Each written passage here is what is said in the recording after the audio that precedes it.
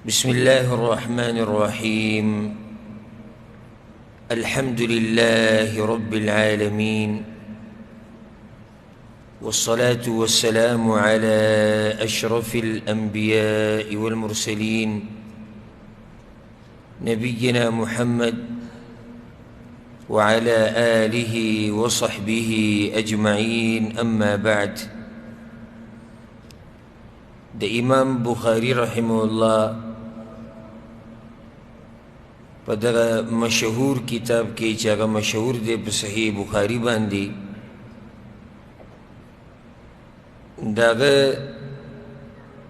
دغه مبارک کتاب نه موږ د کتاب الرقاق په باره کې خبره کوله. امام بخاری په هغې کې یو کتاب راوړی چې هغې له عنوان ورکړی کتاب الرقاق. دا کتاب په بیان د هغه خبرو کې دی چې زړه ورسره نرمیږي. دا معنی د کتاب الرقاق، هغه خبرې چې په هغې سره زړه نرمیږي او چې کله هم زړه نرم شي نو بیا یې توجه د الله طرف ته پیدا شي. د چا چې زړه نرمي نو دی د الله نه ډېر لرې نه ځي او د الله د دین نه غافله کېږي نه. د چا چې زړه نرمي په ده باندې قرآن اثر کوي، په ده باندې حدیث اثر کوي او په ده باندې وعظ او نصیحت اثر کوي. نو دا درس دا منګه کوم دې دپاره چې دا زړونه زموږ نرم شي او د الله یره پکې پیدا شي، د الله نه یره او د الله قدر او د الله تعظیم کول. د دې دپاره موږ دا خبرې بیانوو. نو د هغې په وضاحت کې 11 درسونه شي او دا په هغه مبارکه سلسله کې 12م درس دی. په اخرني درس کې موږ یو باب وضاحت کړو، باب الصبر عن محارم الله. صبر کول، د څه نه ځان صبرول؟ د ګناهونو نه. د هغه څه نه ځان صبرول چې الله حرام کړي دي. د دې خبرې پوره وضاحت په خپل ځای کې شوی چې د دې څه معنی د ځان صبرول د هغه څه نه چې الله حرام کړي دي، او د صبر باقي اقسام هغه هم بیان شوي او دا خبره هم بیان شوې وه چې د دې خبرې څه تعلق دی د زړه د نرمېدو سره. د دې خبرې وضاحت هم شوی. نن به یو نوی باب شروع کوو چې هغه امام بخاری رحمه الله راوړی دی.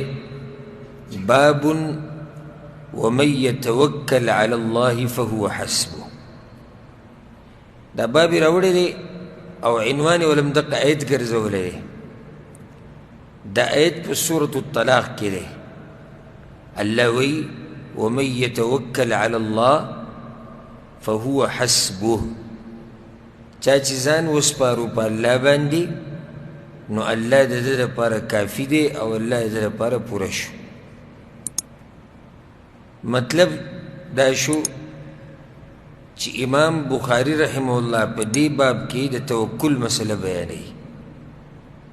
ځان سپارل الله ته، خپل کارونه سپارل الله ته. د توکل په باره کې به خبره کېږي. د توکل په باره کې زما ځان له درسونه مشتي چې یعنې خاص په دې موضوع باندې به کې صرف خبره شوي نو هغه م اورېدی شي د فایدې دپاره. ومن یتوکل علی الله فهو حسبه. الله به د ده دپاره پوره شي. به امام بخاري د یو مشهور تابعي قول راوړی دی، الربیع ابن خثیم رحمه الله، وی هغه وی چې من کل ما ضاق علی الناس. څه مطلب دی چې الله به د ده دپاره پوره شي او الله به د ده دپاره کافي شي. وی په هر هغه څه کې به الله د ده دپاره کافي شي کوم څه چې په خلکو باندې تنګ شوي دي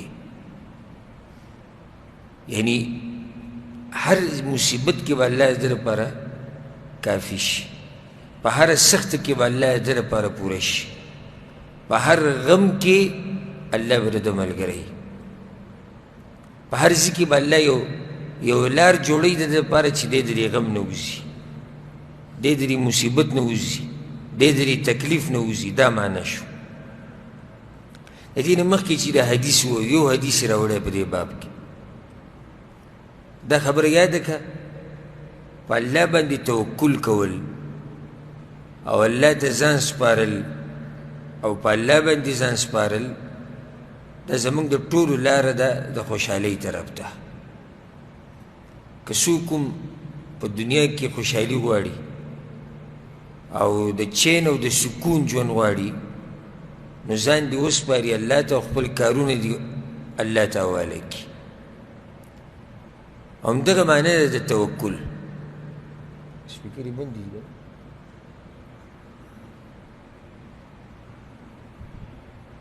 همدغه معنی ده د توکل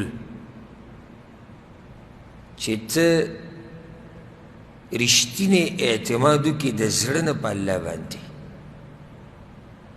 رښتینی اعتماد د زړه نه په چا باندې په الله باندې که ته ځان ته څه فایده رسول غواړې او که ځان د نقصان نه بچ کول غواړې خو چې په دې ټولو خبرو کې ستا په الله باندې رښتینی اعتماد وي د زړه د کومې نه یو خو د خولې خبرې زه د خولې خبره نه کوم ولې لکه دا د هر سړي په خوله باندې په ژبه باندې ده بس په الله به شي نو بس الله باندې ځان سپارلی بس یې الله ته م خبره حواله کړې دین د بعضو خلکو تکیه کلام ته جوړ شوی هسې په خوله باندې وي نور چې حقیقت ته وګورو نو مکمل اعتماد یې په ریال باندې دی مکمل اعتماد والعیاذ بالله هغه په ډالر باندې دی مکمل اعتماد هغه په ویزه باندې دی مکمل اعتماد په پلانی خان صاحب په پلانی ملک صاحب په پلانی ډاکټر صاحب په پلانی حکیم صاحب مکمل اعتماد هلته دی او په خوله ده یاره بس الله به یې کوي نه ستا خو اعتماد په الله باندې صرف د ژبې پورې دی ته د زړه نه په الله باندې اعتماد کړی چې الله به زما دا کار وکړي ډېر لږ خلک به او دا زه حقیقت بیانوم که څوک پرې خفه کېږي الله دې خوشحاله کړي دا حقیقت دی چې د ډېرو خلکو اعتماد په الله باندې هغه صرف په ژبه باندې دی بس یعنې ویې ګورې یو سړي ته دا ووایه چې ستا مثال کې ګاډی چلی او هغه ګاډی وسوځېدو یا وجنګېدو ټول تباه شو بیا د خبرو ته ګوره الله نو دا به زه خورم څه او دا به زه ژوند څنګه تېروم او دا خو زما دکان لاړ او دا خو زما زوی مړ شو چې ما له پیسې ګټلې وریځې کې راوړو او دا خو داسې وي او دا خو داسې وشي نو تپوس دې وکړه وایه څه شوې هغه خبرې چې تا وایي چې زما په الله باندې اعتماد دی دا ګاډی چې تا له چا درکړی و دا بچی چې تا له چا درکړی و دا طاقت د پیسو د ګټلو چې تا له چا درکړی و دا هر څه چې تا له چا درکړي و هغه رب خو شتي که نه اگر که هغه سبب ختم شو هغه رب خو شتي که نه کوم رب چې تا له هغه سبب جوړ کړی و هغه رب خو شتي که نه نو ستا څنګه بیا دا غلطی خبرې او د کمزوري عقیدې خبرې ستا د خولې نه راوځي دا دلیل دی په دې باندې وایي چې ستا اعتماد په الله باندې هغه کمزوری دی یقین ته ضرورت دی دا خبره په یقین سره کوم چې یقین ته ضرورت دی په الله باندې هر سړی وایي زه په الله یقین کوم زه دغه نه یم زه یم صدق اعتماد القلب د زړه نه په الله باندې مضبوط یقین کول د زړه نه دې ته توکل وایي چې ما ځان سپارلی دی الله ته ما خپل کارونه سپارلی دي الله ته د زړه نه دې ته توکل وایي خو بعضو علماو یې تعریف کړی ډېر ناشنا اوس دې ته ګوره توکل باندې به ښه پوه شي. وی خپل زړه د الله مخې ته یې ښوده، خپل ټول زړه راغسته د الله مخې ته یې ښوده، لکه څنګه چې مړی پروت وي د هغه چا مخې ته څوک چې لبوي. مړی چې پروت وي د چا مخې څوک چې لبوي نو څه یې بکي؟ څه چلي؟ بس دقه جواب ده. بارک الله فیک. دا مړی دا څوک چې لمبوي چې دی کم طرف ته اړوي کم طرف ته یې نه اړوي، څه ورسره کوي څه ورسره نه کوي، مړی هېڅ نشي کولی. ته د خپل زړه رواله د الله مخې ته یې کښېږدې چې الله څه کوي وایي دې کې خیر دی. الله به زما دپاره ښه لار لټوي، الله به زما دپاره ښه طریقه جوړوي، الله به زما په تقدیر کې هغه څه لیکلي چې همیشه به ما ته فایده را رسوي. دې ته وایي اعتماد په الله باندې. په هره وړه وړه خبره کې ستا دپاره خیر دی، په هر مصیبت کې د وړوکي مصیبت نه واره غټه پورې په تا ستا دپاره به هغې کې خیر دی. نو په الله باندې توکل. امام بخاري دا باب راوړی. ښه که زه سوال وکړم چې د توکل د زړه د نرمېدو سره څه کار دی؟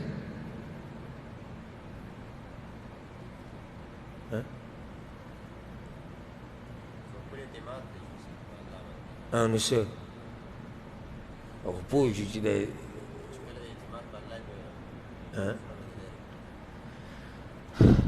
بارک الله فیک. دا کوشش دی ښه د جواب ورکولو چې یو سړی چې په الله باندې اعتماد کوي، یو سړی چې په الله باندې اعتماد کوي د زړه نه او الله ته خپل هر څه سپاري، دا سړی دی به الله پیژني که نه پیژني؟ پیژني، ځکه خو به دا مضبوط یقین دی که نه.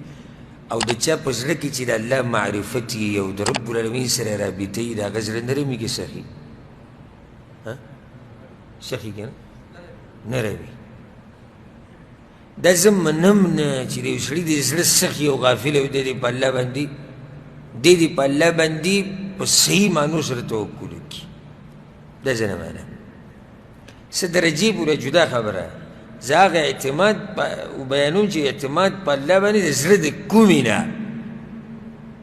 دا کیدی نه شي چې زړه دې غافل او زړه دې سخي او زړه دې د الله د دین نه او د قرآن او د حدیث نه غافل او د دیندارۍ نه لرې او یو سړی دی زړه یې نرم دی، خپل رب پیژني، قرآن پیژني، حدیث پیژني، د ده او د ده په توکل کې ځمکه او اسمان فرق وي.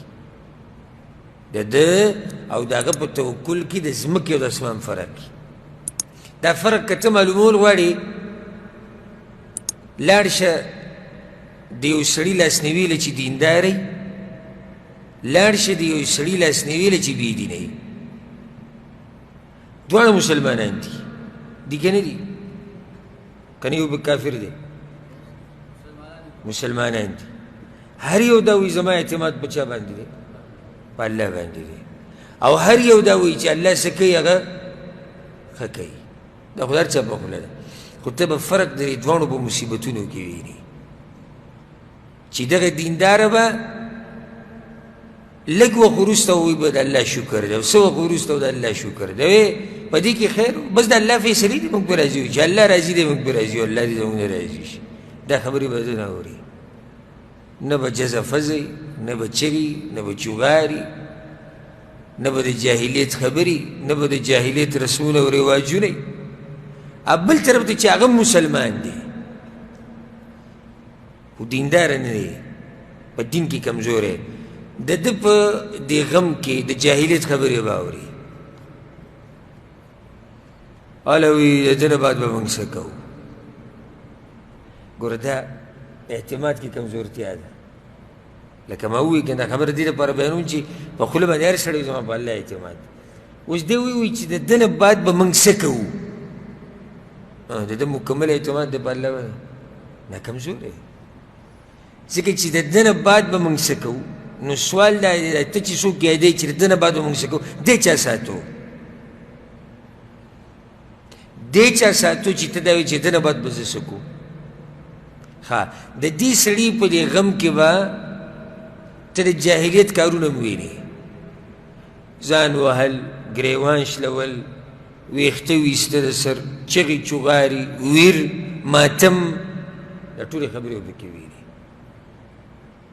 فرق د هغه کې دا دی چې هغه سړی د زړه د کومې نه په الله باندې یقین ساتي او په الله باندې اعتماد دی، رښتینی اعتماد. او دا بل کمزوری دی په خپله خبره کې، دا دویم کمزوری دی. نو توکل دی ته وایي چې ته خپل هر څه روالې او الله ته وسپارې چې بس الله به زما کارسازي، الله به زما دا کار زما دپاره روان کړي، الله به دا لار ما ته اسانوي، الله به دا کار کوي، الله به دا کار کوي، الله به دا کار کوي. ته ګوره چې الله کوي که نه کوي. توکل خو ډېره تفصیلي موضوع ده، زه تفصیل له نه ځم، خو هسې قرآن کې ځای په ځای الله سبحانه وتعالی توکل خبره کړې ده. یو ځای کې الله وایي که تاسو مؤمنان یې که نه نو په هغه الله باندې به ځان سپارئ. وعلى الله فتوكلوا إن كنتم مؤمنين. الله وی که تاسو رښتیني مؤمنان یې که نه نو هغه الله باندې به ځان سپارئ او هغه ته به ځان سپارئ، هر څه به هغه ته حواله کوئ. الله خپل پیغمبر ته وایي فاعبده وتوکل علیه، د هغه الله بندګي کوه او ځان ورته وسپاره. ومن يتوكل على الله فهو حسبه. الله وی څوک چې ځان وسپاري الله ته او خپل کارونه الله ته وسپاري، الله د دپاره کافي دی او الله پوره دی. او د چا دپاره چې الله کافي شي سم خیال کار کې به څه نقصان پاتې شي.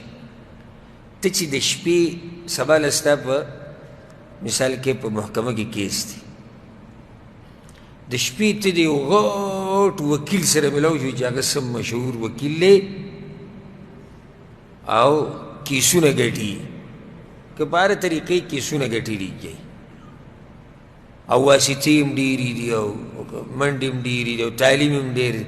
ته چې کله هغه له خپل فایل ورکړي که نه پوره د شپې نو ډېر په ارام خوب کې، حالانکې سبا کیس دی، ولې په ارام خوب کې؟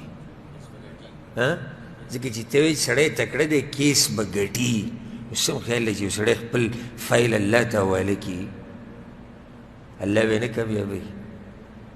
چې یو سړی خپل کار، خپله مسله، خپله خبره هغه عرش والا ته حواله کړي، دی به مطمئن خوب نه کوي. دا دینداره خلک ګورې خوشحاله وي.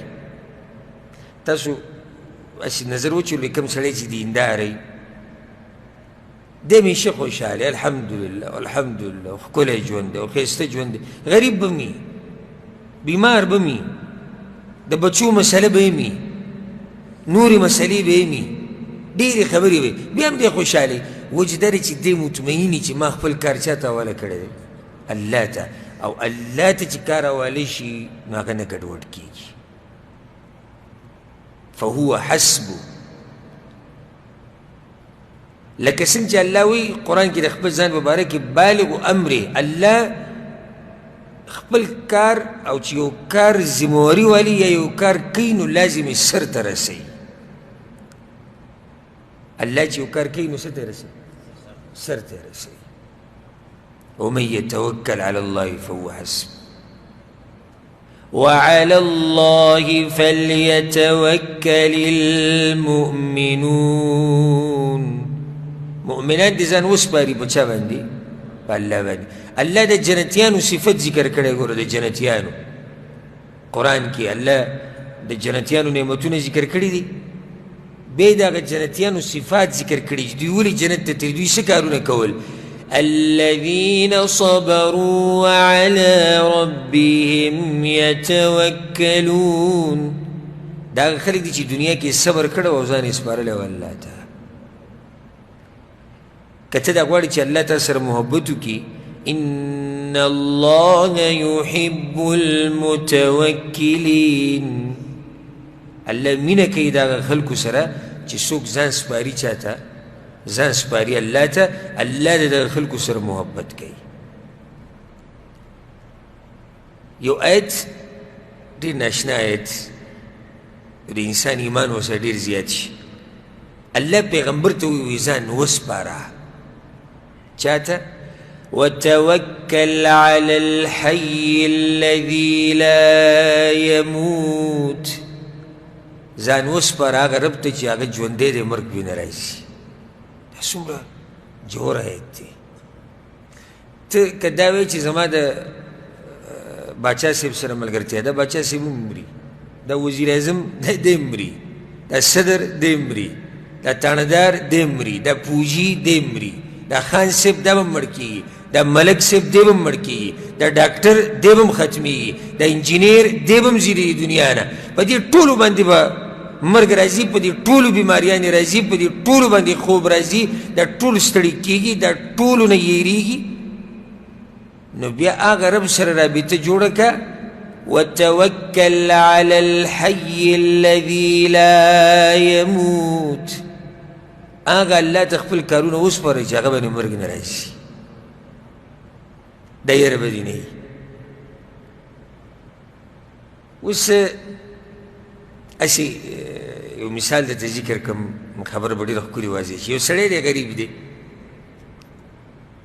او یو مالدار سړی دی هغه دا خبره کړې ده چې زه به د ده کفالت والم ښه سړی دی دینداره سړی دی مالداره دی او دی ووایي چې د دې غریب چې څومره خرچه ده هره میاشت به زه ورکوم